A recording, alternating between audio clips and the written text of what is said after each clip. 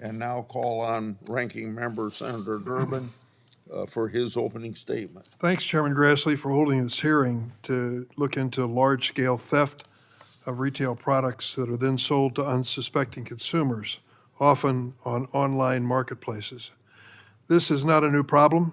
Back in 2008, I met with Home Depot. They told me the story about a drill that they sold exclusively that was being found for sale new in the box and at a discount by sellers online. It had to have been stolen some part of the manufacturing or sales process. And it wasn't just tools.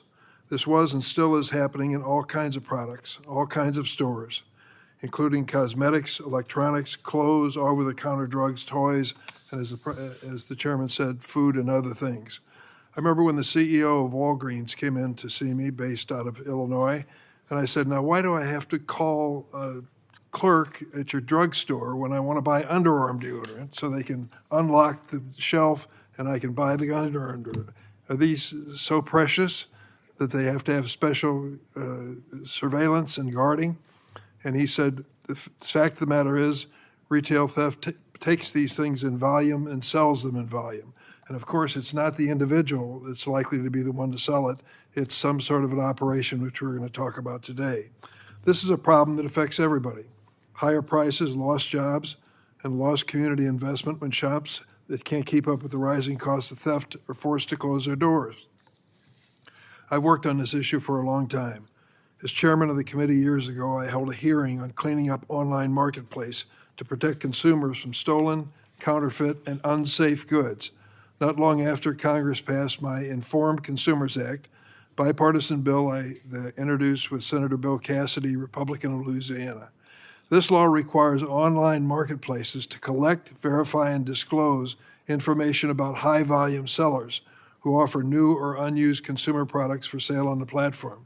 Remember that Home Depot drill that I talked to you about earlier? When they found out that it was being sold online and clearly had been stolen, they contacted the online operation and said, this is a stolen product, there's no doubt about it. And the online operation said, so what? That's not our responsibility, that's somebody else's. Well, this bill, the Informed bill, changed that. The Informed Consumers Act is guided by three principles: verification, transparency, and accountability. If someone's going to sell large volume of goods online on a marketplace, they should tell the marketplace who they are. Home Depot couldn't figure out who was selling these drills. The online operation wouldn't identify their user. The sellers should be verified. Second, if a product sold online turns out to be a fake, stolen, or dangerous, consumers should be able to report it and find the seller. And the marketplace must ensure the seller can't just disappear and pop up later with a new account name. Third, if a consumer orders a product from one seller online and the order is actually filled by another company, the marketplace should let the consumer know. I'm sad to report to you that despite 2 years that we passed this bill, the Federal Trade Commission has literally dropped the ball on enforcing the Informed Consumer Act. It's been more than 2 years since this law went into effect. The Federal Trade Commission hasn't even promulgated regulations in 2 years to implement it. The FTC has received hundreds of complaints regarding violations of this law, but how many enforcement actions has this agency taken? None. Zero. This is unacceptable, and it must change. The Federal Trade Commission has to step up and enforce the law that we passed and the President signed. In the meantime, state and local governments have stepped up their efforts. In May, in my home state of Illinois, Cook County Regional Organized Crime Task Force brought together more than 100 law enforcement agencies and 30 major retailers for a crackdown that resulted in hundreds of arrests across 28 states.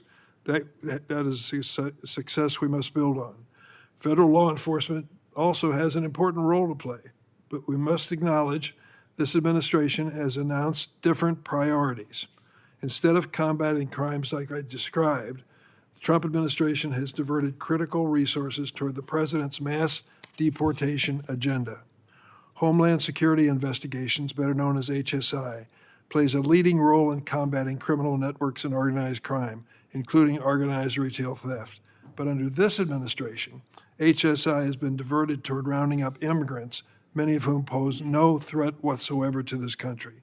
According to one recent report, and I quote, HSI supervisors have waved agents off new cases so they have more time to make immigration enforcement arrests.